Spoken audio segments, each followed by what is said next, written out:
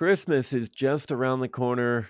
Maybe you talk about abortion, maybe you don't. Here's how to talk about abortion during the Christmas season. Stay tuned. Hi,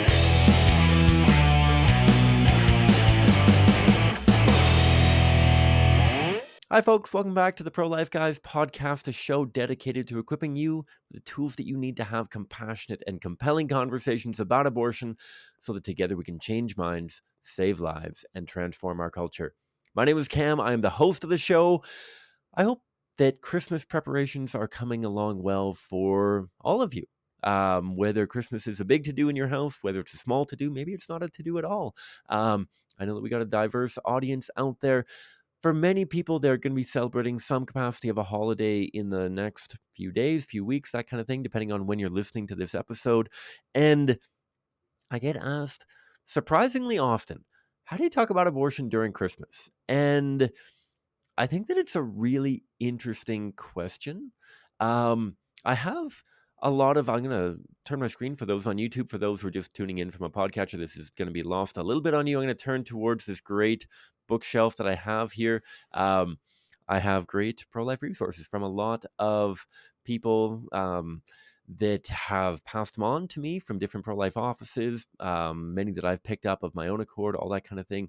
One of the great pro-life books that I have, I'll drop it in the show notes below, is called Persuasively Pro-Life by Trent Horn. Some people may be familiar with him. He's got a big YouTube following, and he's written a number of very good books, some of them about the Catholic faith, Persuasively Pro-Life about the pro-life movement. And he's got a great chapter that I know that I've referenced a number of times before on the show called Don't Be Weird. Don't be weird. And I feel like pro-lifers, this is something, especially come holiday time, dare I say, is something that we should be mindful of. Every family is different. I get that. I get that people have different customs within their family. Some people love talking about controversial things, and it's totally normal to open the door on Christmas morning and be like, oh, Auntie Cindy, welcome. What do you think about abortion? That might be your family. That might be your family. That's not my family. That's not most people's families, I dare to say. And dare I go even a step further, that might not be your family, even if you want it to be your family. Don't be weird. Don't necessarily feel like you need to ram abortion into every single conversational opportunity that you have.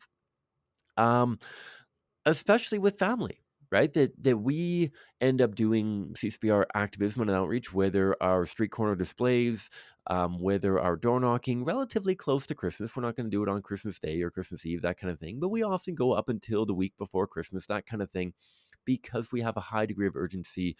We don't have a ton of opportunities to talk to people about abortion. We're trying to reach as many people as possible.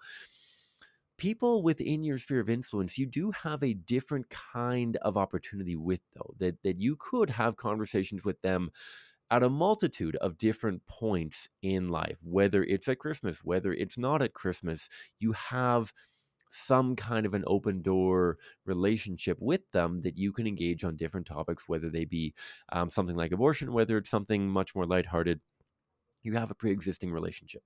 And so the first thing that I want to suggest when it comes to having conversations about abortion over the Christmas season is to be mindful of when you're having them. How prepared are you? How prepared is somebody else? And how is this conversation coming about, right? That while CCBR and many other pro-life organizations are doing our proactive outreach, we just launch into a conversation. What do you think about abortion?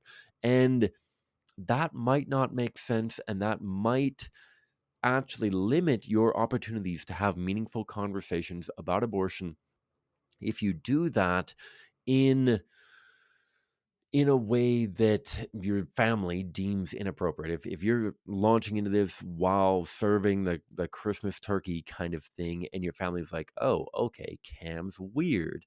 I don't want to talk to Cam at all over this Christmas period because I'm worried that he's going to talk about something weird with me. Therefore, Cam, you have lost your privilege of talking about weird stuff because you chose the wrong moment. And now I have people avoiding me for the rest of Christmas. Now people are not wanting to be in conversation with me, and it's going to be much harder to have productive and meaningful conversations about abortion if people are running away and I'm dashing after them. I'm sure there's memes that could be inserted at this point. And so the first rule of thumb is allow the other person to start it off, right? And that doesn't mean some like crazy ninja judo in conversation. Hey, Cam, how are you? I'm good. I'm good. I'm not good actually because 100,000 babies were killed in Canada this year. Let's talk about it. Maybe that again is too abrupt. Maybe that's too weird for people in your family. I know that'd be too weird for a lot of people in my family. Um, and so it's not just letting people bring it up of their own accord and just using any opportunity. Hey, what are you thinking about these days? What are you reading these days? Um, and like, I'm reading about abortion. Let's talk about it. Maybe having a softer entry. So that's the first suggestion. Knowing when and how. So the when is maybe starting off when somebody brings it up themselves. I would say that's point one. Point two can be you can bring it up, but whether you bring it up or whether you respond to one of their thoughts, I would suggest a soft opening rather than a hard opening.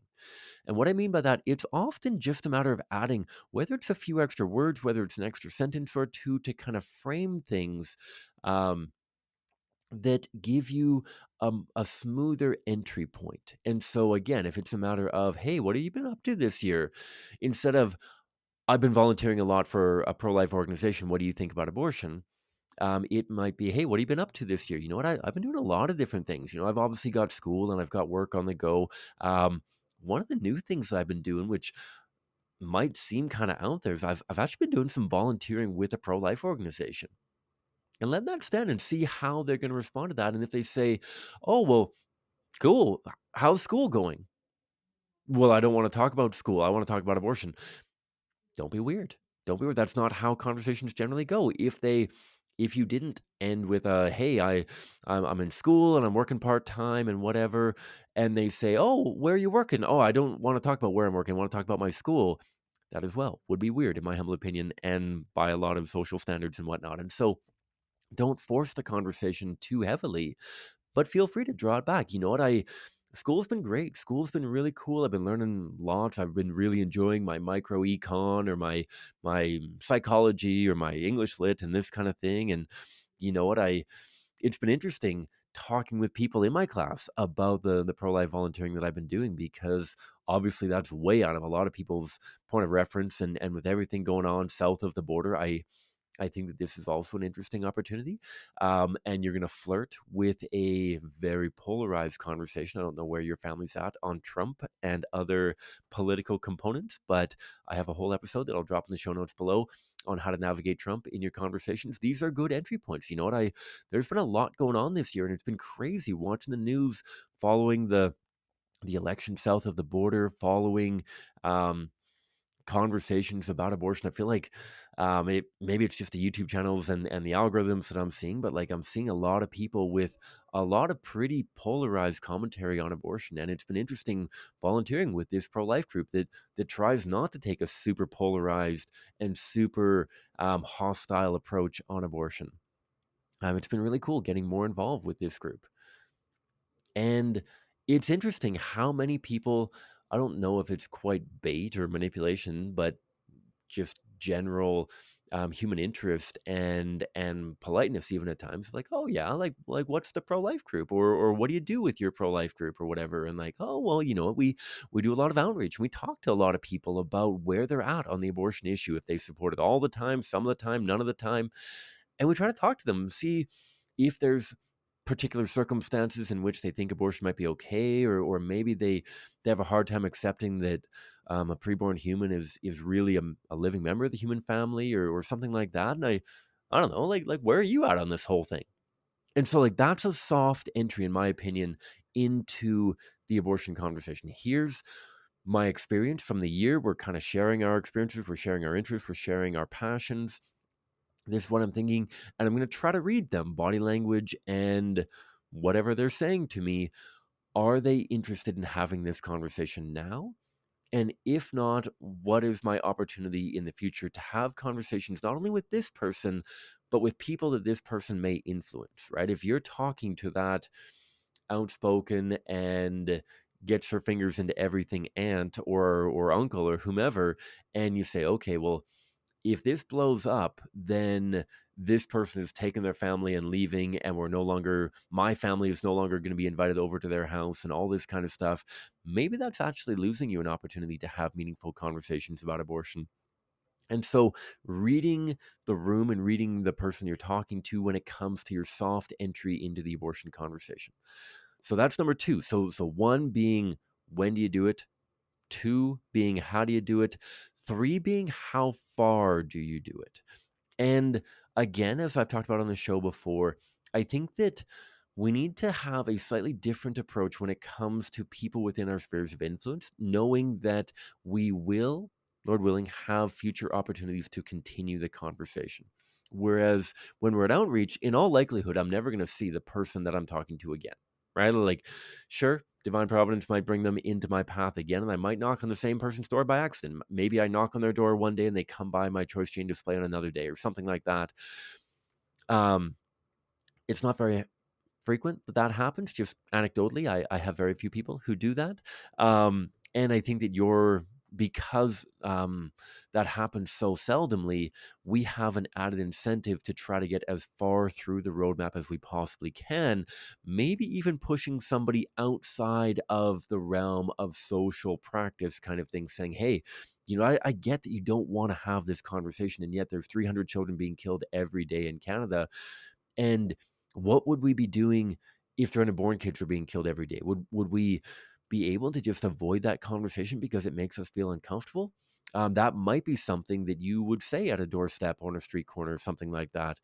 That probably isn't how firm you want to push when it comes to a conversation with somebody that you have a meaningful relationship with and an ongoing relationship with, because they might not respond favorably, and you might lose that opportunity in the future to further that of like, no, I don't want to talk about this, stop talking about it, and then they start avoiding you at social functions and they don't come to your wedding or something like that. You might have opportunities. This is where, in my opinion, again, the roadmap has tremendous value. um, we've done episodes, and we'll do more episodes on how to manage conversations, how to end conversations, and to be able to summarize your conversation and then give an action item.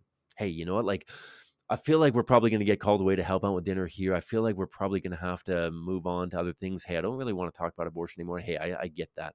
Um, I just to make sure that I got it in my head, I feel like we've talked a little bit about the hard circumstances that mothers and fathers are faced with. And you know what, generally speaking, when I'm talking to somebody in the pro-life outreach that I do, the next thing I want to talk about is when human life begins. I get that maybe that doesn't make sense to talk about right now. And so maybe if you want to check out when human life begins on your own, or maybe we talk about it at another time, we can do that. But yeah, let's talk about something different. Let's talk about your work. Let's talk about what else we have going on. Let's go help mom carve the turkey. Let's do whatever. Having a roadmap allows you to know where you're at in the conversation, where you've come from, and where you're going next. And so you can summarize that very efficiently, generally. And then you can say, hey, often we talk about this, or often when I'm talking to people who have brought up similar things, we end up talking about this. Like, maybe that's something to think about. And maybe one day we'll talk about it more.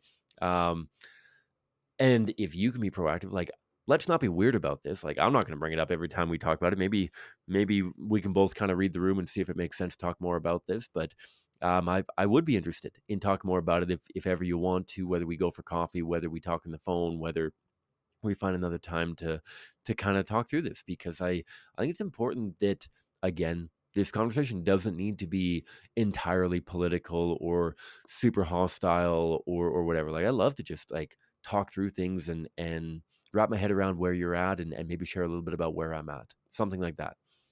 Not super firm. I'm sure some of you listening be like, oh, Cam, um, be firm, be bold. I think that maybe, yeah, you've got a little bit of range to be more bold than that. But I also want to encourage you and invite you to prayerfully consider how bold you can be without hindering future conversations, whether about abortion, whether about other things.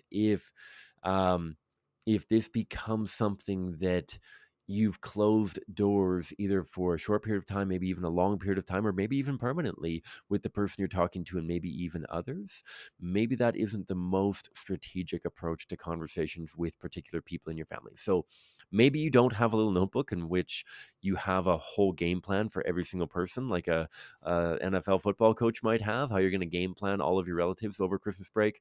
But to summarize again, one, think about when you're going to do it. Find a time that actually makes sense and isn't super weird.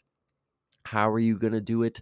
I would suggest having a softer open than you otherwise would, and kind of inviting them to reflect upon this, and inviting them into the conversation, and maybe not pushing quite as hard as you would with somebody on a doorstep or a street corner.